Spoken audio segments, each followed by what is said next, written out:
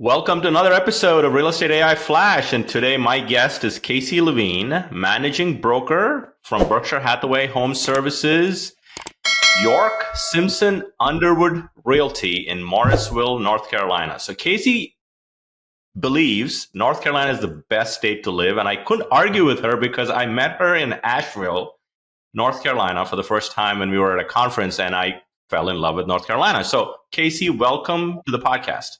Thank you so much. I'm really excited to be here, and I'm glad you agree with me about North Carolina being the best state. Yeah, that is definitely on my top list to potentially, retire in some capacity at some point. But yeah, I love North Carolina. So yeah, you and everyone else wants to come to North Carolina to retire. So let me know. Yeah. So I'd love for the listening. I gave you like an elevator intro, but you've been in the industry for a long time, and I'd love for the listening audience to kind of get to know Casey in terms of when you started, how you got into real estate, and bring us to today. Yes, definitely. So I am with Berkshire Hathaway Home Services, York, Simpson, Underwood Realty. I've been practicing for a long time how to say that. I have been with Berkshire Hathaway for 10 years. I started as a real estate agent. Oh, wow. Coming in, not only new to the area, I have always been born and raised North Carolina, but not from Raleigh. I come from a really small town outside of Charlotte.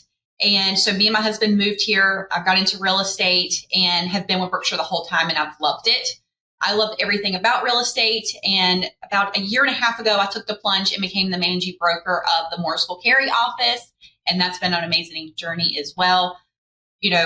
Helping people on a higher level, because from just helping my clients for the last, 8.5 years, now I'm helping agents help others on a bigger level. So it's been an amazing time. Yeah, and that's what excited me to have you on the podcast, because you're not just practicing real estate. We'll talk about AI uses there, but also as a managing broker, you're looking to empower your agents with AI skills. So you come from both places that I'd love to get that insight on the podcast today. So, November 2022 seems like a decade ago, but that's when ChatGPT launched.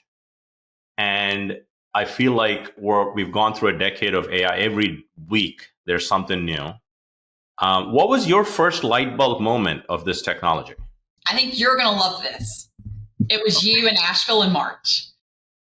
Is that right? That was right. So, there's been classes. People have been talking about it, since 2022. My husband was showing me pictures on his phone because he's an engineer. He stays up with technology way more than I do. Yeah. And so he's like, oh, look what this AI thing did. He made these, I kept telling him to make these pictures. And I was like, okay, cool, Dallas.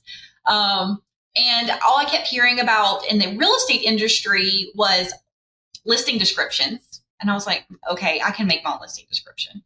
And travel vacations. That's all I heard anybody talk about it. Yeah. And I was like, I don't need that. And so when we were in Asheville at the Momentum Convention by Georgia Properties, you were speaking the second day, and what you said really my mind was blown. Like, you should have seen it. There was fireworks everywhere. And it was funny. The first time I used it was during your speech, when I probably should have been listening more. I was going to be the moderator for the next group. Yeah. And I've never been a moderator before. And so the prompts you were teaching me just in that training, it was not even a 45-minute speech that you were doing. I was taking the names of the agents that I was moderating with, putting their names in, a little bit about the item, the topic they were going to be talking about, and go, okay, ask each person 3 follow-up questions on their topic, and here's the agent, because I'd never done it before. Boom! That was my first ChatGPT experience. Yeah, no. And I think it doesn't matter for the listening audience. Doesn't matter where you are now. I think the key is you got to have enough light bulb moments so you're in a better place with AI next year compared to this year when you're listening to the podcast. And you bring up a very interesting point. The episode that I just released June 11th was about a marketing AI report that came out from a marketing AI institute who I follow. They're like killers in terms of AI knowledge and kind of. And the number one need people have discovered in that is everybody has AI tools, but nobody's teaching them how to use it effectively. AI literacy, they call it. 62% said our company does not offer AI training and prompt engineering, stuff that we've talked about when we were at the conference. And And this podcast is to make AI approachable and actionable for real estate professionals. I run a bi-weekly mastermind that's actually starting in 50 minutes. And all of those things are designed to make AI not this scary big thing, but start somewhere that makes an impact to your business. So great takeaways there. So let's dig in a little bit, Casey. I want to kind of get into how you're personally using it as a realtor. And then we'll get into what you're teaching your agents. There's probably some overlap there, but let's get in there in specific use cases. Yeah.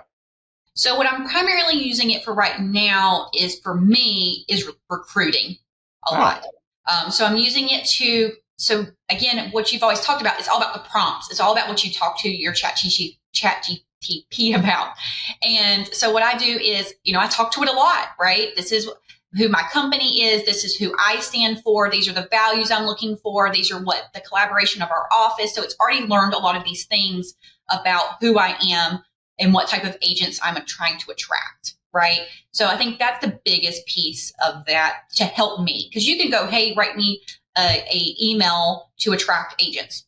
Great. But if it doesn't know who you are, then it's still not going to attract the right agents that you're looking for.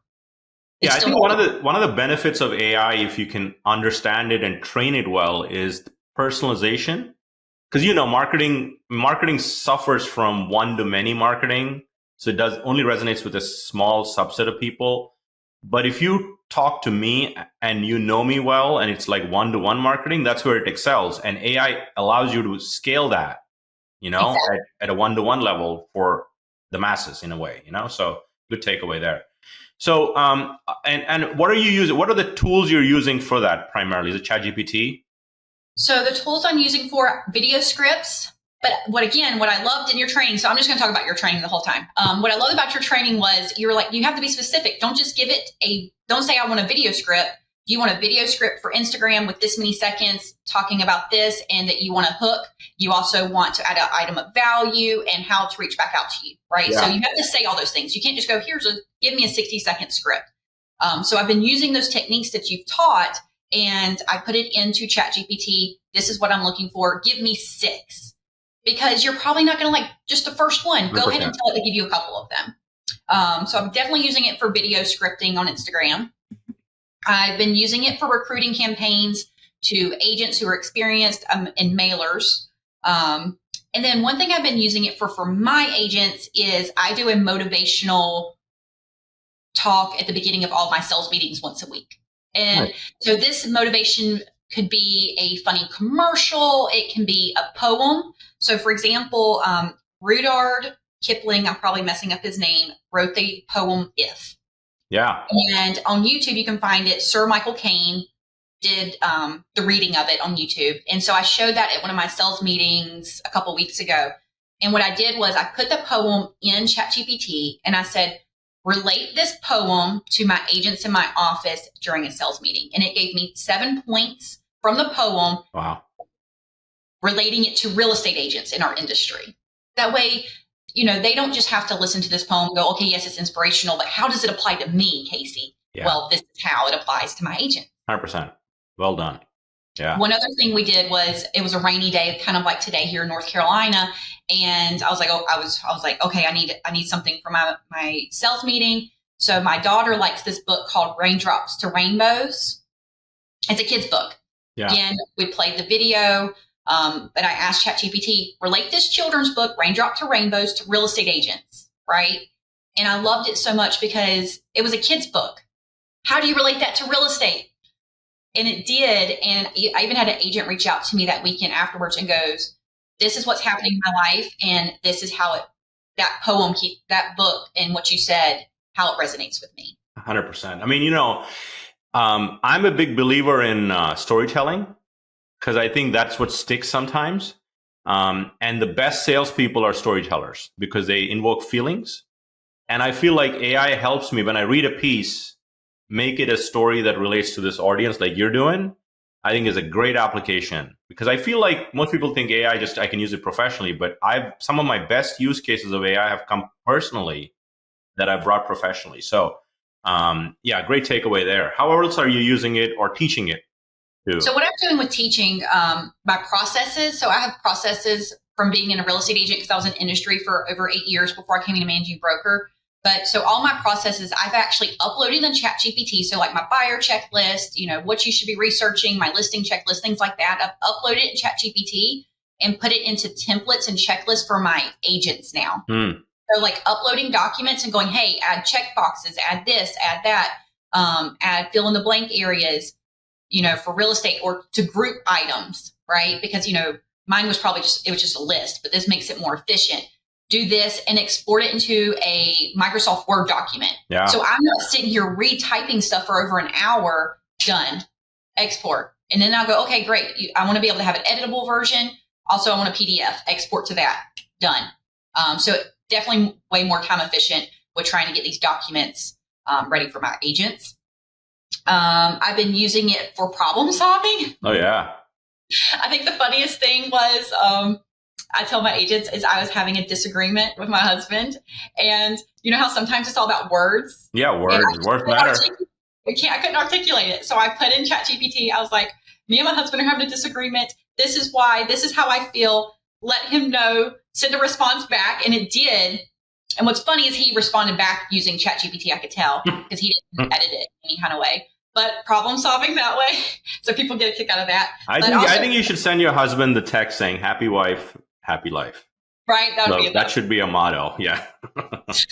But with my agents, like sometimes they'll be like, hey, Casey, this seller is upset or this is what's going on. How do I say this or that? I'm like, let's put it in ChatGPT, right? Yeah. How do, go ahead and you might not use it word for word. You should not. Should not. But it also gives you an idea of kind of what to say in like key phrases. Yeah, definitely. Right. So definitely. And I think the tone matters. To your point, words matter, tonality matters. And one of the times I remember on one of our earlier episodes, I'm going back probably episode 40 with Maxwell Stevens. I don't know if you know him. He's like on the Rethink Council of Berkshire Hathaway. Yes. On real estate. He says he uses ChatGPT to become a better negotiator for their clients. Right? I mean, I think that's where you're heading. I mean, I think words matter, finding the right words, and tonality matters. And let's call it like it is, most realtors, including me, I'm going to put that I'm not a excellent writer. Right. And ChatGPT is a way better writer than we can dream of. Okay. You just had to learn how to invoke that writing from ChatGPT. So great takeaway there. Yeah. Yes. I've also been helping it with like rental and expired listing campaigns. Tell us a little bit more about that. Yeah. Yeah. So again, we're putting that in there. We're saying this is what we're wanting, but again, you can't just go, hey, ChatGPT, make me a, expired listing campaign. Yeah. Because it's going to be too bland, right? You need to be like, who's your audience, right? What is your goal? What do you want in the expired listing campaign? I want an item of value in each campaign. I want to debunk a myth. Things like that. You have to, do you want, how many pieces you want mailed, dropped off, phone calls, emails? You have to go, this is what I want. I want, 10 items, touch points, mixed between mail, email, drop-offs, and phone calls. Set me up a marketing expired listing campaign for this long. Yeah. Like, it's definitely in the prompts. 100%. And the other thing you could likely do with that, take it one step further, is upload the data of the consumer, name, address, etc., from the MLS, pull it from public records, whatever, and then have it generate the letter. So you just simply print and go. Oh, that's even better. I'm gonna write that down. Right? I mean, it depends on if you upload 1,000 names, it may struggle with it. But I think if you do it like 50 at a time, it'll spit out the letters with the name, their address, and you can kind of prompt it to include the address, the number of years they've lived, all of that into the letter automatically, potentially. That's beautiful. Because if you upload the data, you'll know where to pull it from. So I think there's some definite takeaways there as well. And then recently, about a month ago, ChatGPT released connectors, which is, in my mind, it's another superpower. Okay. So at the time of this recording, I have to say that every single time, because by the time we release this episode, there's a whole lot of superpowers. So you're familiar with deep research. You can research things at a very deep level. That's what they call it, deep research. But in ChatGPT, for the paid users, if you select deep research, it says what sources do you want to use for deep research. it defaults to the internet, the web, but now you can connect Google Drive, OneDrive, Dropbox, other corporate business sources.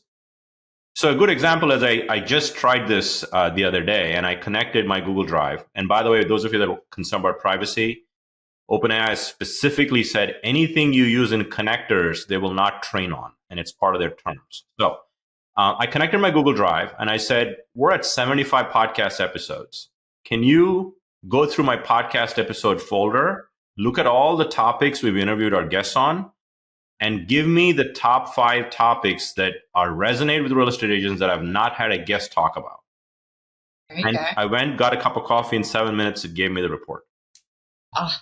Now that I could have uploaded all of the docs, but once I connect it, it's there. It can reference it. I can call it in a prompt. So I think we'll see a lot more of that integration with ChatGPT. And so that's a good takeaway for market analysis and expired. So anything else, Casey? Let's try to see if going through everything, problem solving, expired, rental campaigns. I made lists because I love a list. So family thing. Yeah. So we talk about how you've had the best things personally. So we went to the beach with my family. My family was me, my sister, both of our daughters are same age, they're 3, and my Meemaw, who was 9 years old. We have Meemaws here in North Carolina. And so we took her to the beach for her birthday. And on this 2.5-hour drive with 2 toddlers in the car, as you can imagine, they were going insane. And so I was like, okay, I'll tell you a story. And I've made up the Adventures with Meemaw stories. And now we're up to about 15 stories that I have come up with. Yeah. Well, what I used ChatGPT for was I had the transcript. So I had the audio recording. I uploaded it into ChatGPT. I said, here's the audio recording. Turn this into a transcript for a children's book and format it for, ages between 3 and 5. And so it did that and put it in format for a children's book. And then I went through and described each page for them to make a illustration. Oh. And I printed it out and Shutterfly, and they love it. That is crazy good. Crazy good. And it looks like them. So it looks like my curly hair, brown hair little baby, and the blonde hair and the Meemaw. Like I described the scenes and everything. So that was a personal take. That's awesome. That's awesome. Anything else before we get to the final 2 questions we have? Nope. I think that's about everything I've mainly been using it for. No, I mean, I think you touched on personalization, expired campaigns, and not just using it professionally. Personally, there's a lot of use cases that I'm sure our listening audience would appreciate. And we'll include all of the links for Casey's social in our show notes, so you can follow her. She's a great follow on Facebook. And if you need some help in the Research Triangle Park, Raleigh, Durham area, Morrisville, or anywhere in North Carolina, as Casey would say, you should reach out to her because she'll take care of your clients. So the first question is, you're a managing broker and you've been an agent. So if you were to start your journey today for your younger self, Casey, what is the one piece of advice you'd give yourself? And it could be anything with business, anything. So this is a great question. So again, I started 10 years ago. When you're new, I was young or younger, and I was just grasping. I didn't know anybody. I knew my husband, and he went to Europe, right? So I didn't know anybody. And so that was my biggest struggle. Even though I'm from North Carolina, I didn't know anybody in Raleigh. And my biggest takeaway, I wish if I could go back to do it again, was definitely connections with the people, right? Like the mailings and the this and all that other stuff's great. But if I could do it again, I would build more relationships. I would have done more events. I was a big event person. That's how I ended up doing a lot. I did a lot of ladies' nights, book clubs, crafting clubs, things like that. I would have done even more of that. I probably would have done one almost every night if I could have, because back then I could. But I think that's what I would say. Go back and build relationships. We get too distracted with all of the shiny. And, I love ChatGPT. I call it my dragon. Usually everybody has a name for it. Well, mine's a dragon. I love it. But you have to use the tools and know how to use those tools to help you build the relationships. 100%. Well said. And that's what I wish I would do. I would have done just sooner. Well said. Well said. And we've always talked about, have AI take care of the mundane so you can do the meaningful, which is your client relationships. And that's the last mile that AI will never replace, because people like to do business with people, the emotion, all the things that are involved. So well said. So the final question is, I don't know if you're a book or a podcast person, Casey? I'm an audiobook person. Okay, fair enough. So if there's, it's hard to pick one book, but I suspect there's one or two books in your arsenal that have been more impactful than others. So if you had to recommend one, book or podcast, what would that be for the listening audience? I'm going to do one book and one podcast. Yeah. I like the 5-second rule by Mel Robbins. Oh, yeah. Because I think too many people overthink and they don't just do it. And so count backwards from 5 and just do what you're hesitating with. And so that's one that I really like for a book. And then a podcast, other than yours, of course, I really enjoy the Ninja Selling podcast. Ninja Selling, yeah. Great one. That's probably my favorite one as well for a podcast. Perfect. Yeah, we'll include the show note, links to those podcasts and the book in the show notes. Casey, this has been fun. Yes, thank you. One of my highlights being in Asheville was meeting you in person. Thank you for jumping on. And if there's anything I could do, let us know. And I'm sure we'll see each other sometime soon. Yes. Take care.